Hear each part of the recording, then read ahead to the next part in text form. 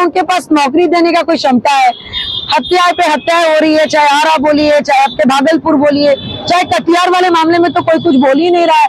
तो मुंह बंद करके मुंह सीले हुए हैं और अभी घोषणा कर दिए 2025 तक। बेचारे युवा नेता डिप्टी सीएम का क्या होगा 3 साल तक वही जाने। तो ये सारा खेल वो अपने आप में ही कर रहे हैं। अभी उनके अंदर ही सिविल वॉर होगा कि सिविल विलय होगा वो वही जाने। हम लोग को कोई मतलब, हम लोग सीरियसली क्या, हम लोग कुछ अभी ले ही नहीं रहे नीतीश कुमार की, उनकी नीतियां फेल है और जिनमें एथिक्स की कमी होती है ना उनको सीरियसली नहीं लिया जाता है। नमस्कार, आप देख रहे हैं 4 PM बिहार और मैं हूं अभिषेक मिश्रा।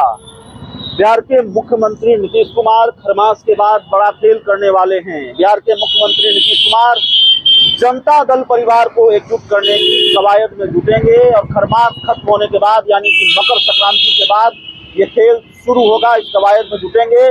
लगातार वो जनता दल से जुड़े जो दल हैं उन नेताओं के संपर्क में हैं। समाजवादी पार्टी के जो संस्थापक हैं या समाजवादी पार्टी के सुप्रीमो हैं, संस्थापक नहीं, माफ कीजिएगा, अखिलेश यादव, उनके संपर्क में हैं। इनेलो के संपर्क में हैं, जेडीएस के संपर्क में हैं और कई बैठकें नीतीश कुमार कर चुके हैं। ये मीडिया रिपोर्ट के हवाले से जानकारी सामने आई है और जनता दल परिवार एक होने जा रहा है और वही मोर्चा संभालेगा 2024 में भारतीय जनता पार्टी के खिलाफ, आप लोगों के खिलाफ। नीतीश कुमार हमारे साथ देवजानी मित्रा हैं, आप जानते हैं, लोक जनशक्ति पार्टी रामविलास की प्रवक्ता हैं। आप लोगों के खिलाफ यानी एनडीए के खिलाफ नीतीश कुमार जनता दल परिवार को एकजुट करने जा रहे हैं और जनवरी के बाद या मकर संक्रांति के बाद, जनवरी में ही मकर संक्रांति होती है। बिहार की राजनीति खरमास के बाद वाले खेल के लिए बड़ी मशहूर रही है। खरमास खत्म होगा, दही चूड़ा खाकर नीतीश कुमार आप लोग खिलाफ निकल जाएंगे और जनता दल परिवार को एक करेंगे। ये बड़ा खेल देश की राजनीति में, बिहार की राजनीति में। अच्छी बातें करे, वो अपने प्रलय करे, विलय करे, जो करना है करे, लेकिन 2024-25 में खेल कुछ दूसरा ही होगा। वो सारे पार्टी को एकजुट करने में पहले समर्थ हो जाए।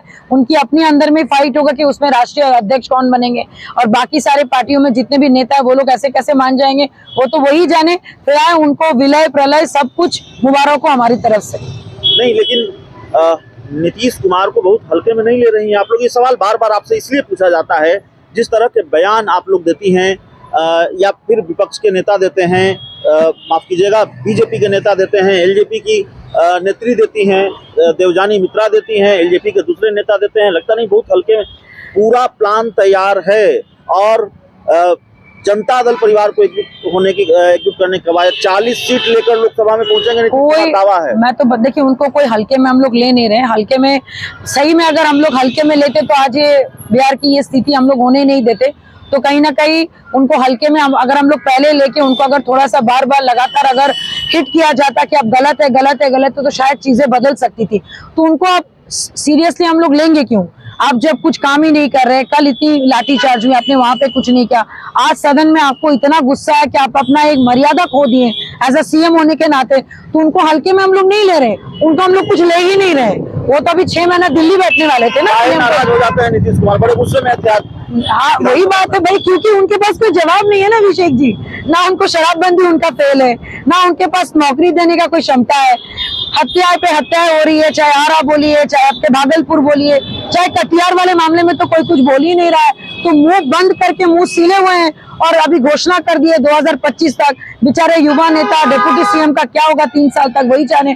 तो ये सारा खेल वो अपने आप में ही कर रहे हैं। अभी उनके अंदर ही सिविल वॉर होगा कि सिविल विलय होगा वो वही जाने। हम लोग को कोई मतलब, हम लोग सीरियसली क्या, हम लोग कुछ अभी ले ही नहीं रहे नीतीश कुमार की, उनकी नीतियां फेल है और जिनमें एथिक्स की कमी होती है ना उनको सीरियसली नहीं लिया जाता है। बात तो कर रहे हैं कि अगर आरजेडी में जेडीयू का विलय होगा तो ये तो आत्मघाती कदम होगा, ये तो जेडीयू की मौत जैसा होगा। तो आवाज जेडीयू के अंदर से उठ रही है, लेकिन उपेंद्र कुशवाहा ये भी कर रहे हैं कि ऐसा कुछ भी नहीं होने जा रहा है। देखिए अब क्या होता है आगे। ऑलरेडी जब नीतीश कुमार जी ने बोल दिया 2025 की बात, और मैं जितना उनको जानती हूँ या फिर अभी तक जितना भी मैं सीखी हूँ, वो जब कोई बात बोलते तो 10 कदम आगे का उनका प्लानिंग वो कर चुके हैं। ऐसा नहीं कि उन्होंने बहुत अपनी कुर्सी 3 साल के लिए उन्होंने टिका ली है। यही बात तो हम टिका के रखी है। हम भी कर रहे हैं कि नीतीश कुमार को आप लोग हल्के में ले रही है और बड़ी लंबी प्लानिंग करके बैठे हैं। मेरी बात तो सुनो, उन्होंने अपनी कुर्सी जरूर टिका लिया। अभी उन्होंने क्या लटका दिया एक युवा नेता को। अभी वो देखेंगे कि भाई अगर मेरी पीएम की कुर्सी अगर सही सलामत होगी तो वो कुर्सी छोड़ेंगे, बोले बेटा जा संभाल तू राज्य, बाहर में गया, अभी बिहार, मुझे कोई मतलब नहीं है इससे क्या होगा नहीं होगा।